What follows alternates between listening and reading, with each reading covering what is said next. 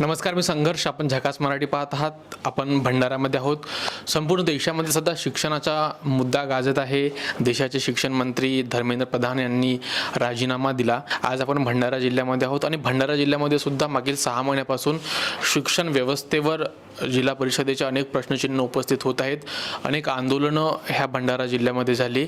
नेमकं सध्याची जिल्हा परिषद शाळा, मराठी शाळांची स्थिती काय आहे, नेमकं शिक्षकांची भरती ह्या ठिकाणी करण्यात यावी अशा अनेक मागण्या गेल्या अनेक दिवसांपासून भंडारा जिल्ह्यामध्ये येत आहेत.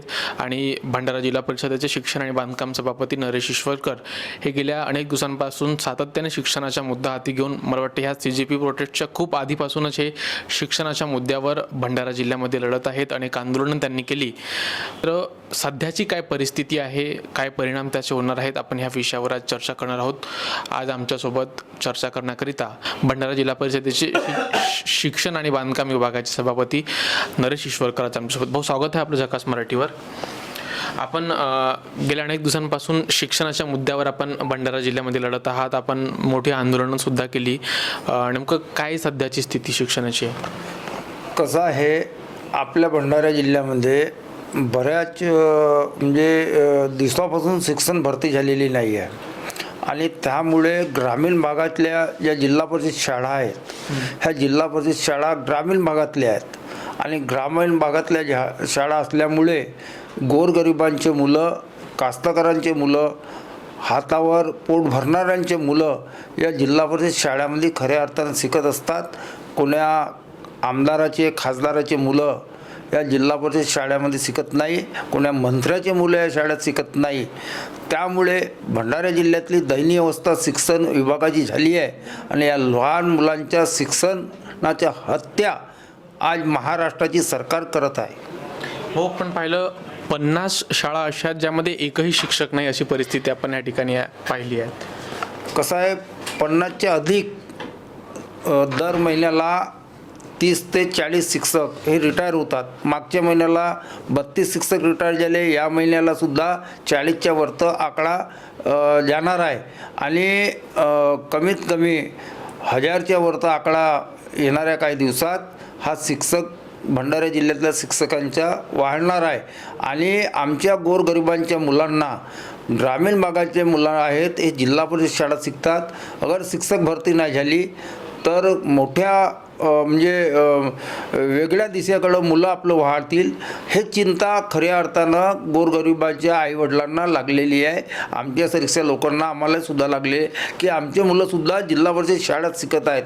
त्यामुळे आम्हाला धडपड चालू आहे. परंतु 6-7 महिने झाले आम्ही उपोषणसुद्धा केला आणि मोर्चासुद्धा 2दा मोर्चे काढून झाले. आपल्या महाराष्ट्राचे शिक्षण मंत्री आले होते, दादासाहेब भुसेसाहेब, यांनासुद्धा आम्ही पत्र निवेदन दिला. तेव्हाहीसुद्धा त्यांनी होकार दिलं, आश्वासन दिलं. परंतु शिक्षण भरती गव्हर्नमेंट का बरं घेत नाही? गोरगरिबांच्या मुलांना शिकू द्यायच्या नाही, हा धोरण खऱ्या अर्थानं या महाराष्ट्र सरकारचे आहे. आपण सांगितलं की आपण आंदोलनं केली होती, त्यामध्ये आपण असं सांगितलं होतं आणि आपण आकडेसुद्धा काढले, 50 शाळा अशा आहेत ज्या ठिकाणी एकही शिक्षक नाही. नेमकी त्या शाळांची काय स्थिती आहे, तिथली कशी शिक्षण व्यवस्था? साहेब, 50 शाळांमध्ये शिक्षक नाही आहेत, परंतु दुसऱ्या शाळेतले शिक्षक त्या ठिकाणामध्ये तात्पुरते स्वरूपामध्ये आम्हाला द्यायला लागलं आहे आणि दुसऱ्या गावातसुद्धा त्यांचेसुद्धा टाळे लावणे, बंद करणे, आंदोलन गावातल्या गावात करणे, अशी परिस्थिती हे जिल्ह्यात निर्माण झालेली आहे. आज या शाळेतून त्या शाळेत कधी शिक्षक काढला तरी त्या गावचे लोक चिल्लावतात. शाळा जास्त, वर्ग जास्त आणि शिक्षक कमी. त्यामुळे भंडारा जिल्ह्याची ही दयनीय अवस्था शिक्षण विभागाची झालेली आहे.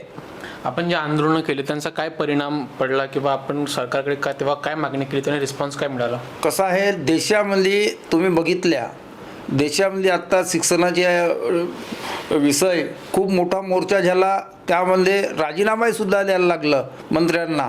परंतु महाराष्ट्र सरकारला अजूनही जाग आलेला नाही आहे. भंडारा जिल्ह्यामध्ये येत्या काळात मोठा गावागावातून भंडारा जिल्ह्याला जे कलेक्टर साहेब आहेत किंवा अजून नेते मंडळी आहेत, यांच्या घरावर सुद्धा हमला जनता नेणार आहे. CJPचं प्रोटेस्ट दिल्लीत जरा अशा पद्धतीने इकडे सुद्धा आंदोलन होणार असं तुमचं म्हणणं आहे? नाही, खऱ्या अर्थानं तर भंडारा जिल्ह्यातून शिक्षणासाठी सुरुवात झालेली आहे. CJC हे नंतर झालेली आहे, पण खऱ्या अर्थानं 1 वर्षापासून मोर्चे आंदोलन हे भंडारा जिल्ह्यातून सुरुवात झाली आहे. आणि भंडारा जिल्ह्यातल्याच विषय पावसाणारी देशातसुद्धा त्याच परिस्थिती निर्माण झाली आहे. भंडारा जिल्हा हा शांत रूपात आहे. याला उद्योग करण्याचं काम महाराष्ट्र सरकार भविष्यामध्ये करणार आहे. या नेत्यांना गावातही सुद्धा फिरू नाही देतील अशी परिस्थिती निर्माण उद्याच्या काळामध्ये होऊ शकते, हे नाकारता येत नाही. जिल्हा परिषद शाळा म्हटल्यावर खरं तर ग्रामीण महाराष्ट्राचा कणा ह्याला म्हटलं जातं. गोरगरिबांचे शेतकऱ्यांची मुले शाळांमध्ये शिकतात आणि त्याच शाळांची एकीकडे सरकार शिक्षणाच्या नावावर विकासाच्या नावावर एवढ्या गोष्टी करतो, मात्र शिक्षण भरती का करत नाही असं तुमचं काय आकलन आहे?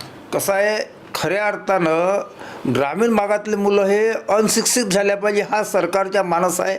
आमचे झेंडे लागल्या पाहिजेत, आमच्या मग फिरल्या पाहिजेत, हाच उद्देश त्यामागच्या राहू शकतो. आणि बेरोजगारी वाढल्या पाहिजे, कारण गव्हर्नमेंट कुठलीही जबाबदारी घ्यायला तयार नाही आहे. त्यामुळे शिक्षक भरती घेऊन नाही राहिलेली आहे. तुम्ही जिल्हा परिषदेचे शिक्षण विभागाचे सभापती आहात, जेव्हा तुम्ही गावखेड्यांमध्ये जाता पालकांचा काय रिस्पॉन्स राहते, तुम्हाला काय बोलतात लोक? खूप वाईट परिस्थितीमध्ये लोक बोलत असतात. बहुत आक्रोश लोकांमध्ये असते. विद्यार्थ्यांमध्ये सुद्धा आक्रोश म्हणजे एकदम आक्रोश असते. लढतात विद्यार्थी शिक्षक नाही म्हणून. गावकरीसुद्धा खूप चिंतेत आहेत.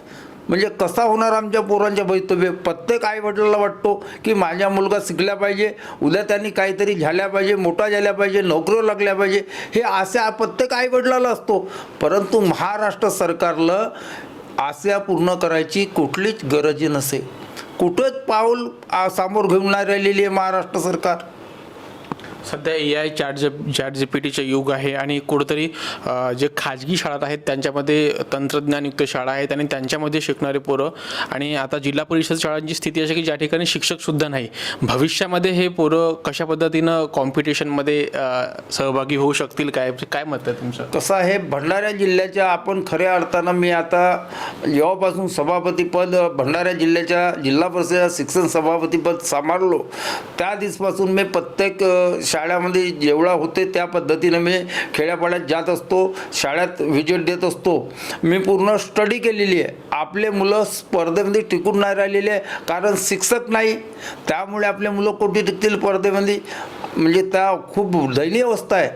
त्या ठिकाणात गुरु पाहिजे. शिक्षकाला एक गुरुचा दर्जा दिला जाते आणि त्या शाळेत गुरुच नाही. आईवडिलाच्या सुद्धा दर्जा शिक्षकाला दिल्या जाते, कारण आपले मुलं शिक्षकाच्या भरशीवर ठेवतात. जिल्हा परिषदच्या माध्यमातून आम्ही संपूर्ण जिल्हा परिषद सदस्य एक निर्णय घेऊन सणारी आम्ही 5,000 रुपये महिन्यानं स्वयंसेवक नेमत असतो आणि त्या भरशीवर आम्ही आपल्या जिल्हा परिषद शाळा चालवून राहिलेला आहे. म्हणजे भीक मागल्यासारखी अवस्था गव्हर्नमेंटनं या जिल्हा परिषदची करून ठेवलेली आहे. आता तुमचं काय प्लॅन आहे? आता शाळांची स्थिती अशा पद्धतीने आहे. आता तुम्ही सभापती आहात शिक्षण विभागाचे किंवा जिल्हा परिषदेमध्ये तुम्ही सत्ताधारी आहात.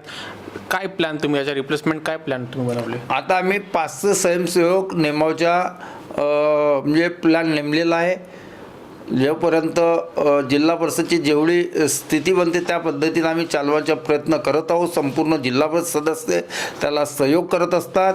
सर्वांना गरज आहे शिक्षकांची आणि शिक्षकाविना मानवाचा उद्धारच नाही होऊ शकत. कारण या देशाला जेव्हा स्वातंत्र्य मिळाला त्यावेळेस खऱ्या अर्थाने या देशाला घडवायचे आहे तर पहिल्यांदाच शिक्षकाला महत्त्व देण्यात आला, शिक्षण विभागाला महत्त्व देण्यात आला आणि त्यामुळे हा देश कुठंतरी आज वेगळ्या दिशेकडे जात आहे. खूप खूप धन्यवाद आमच्यासोबत जुळण्याकरिता आणि माहिती दिल्याबद्दल. तर हे होते भंडारा जिल्हा परिषदेचे शिक्षण विभागाचे सभापती नरेश ईश्वरकर.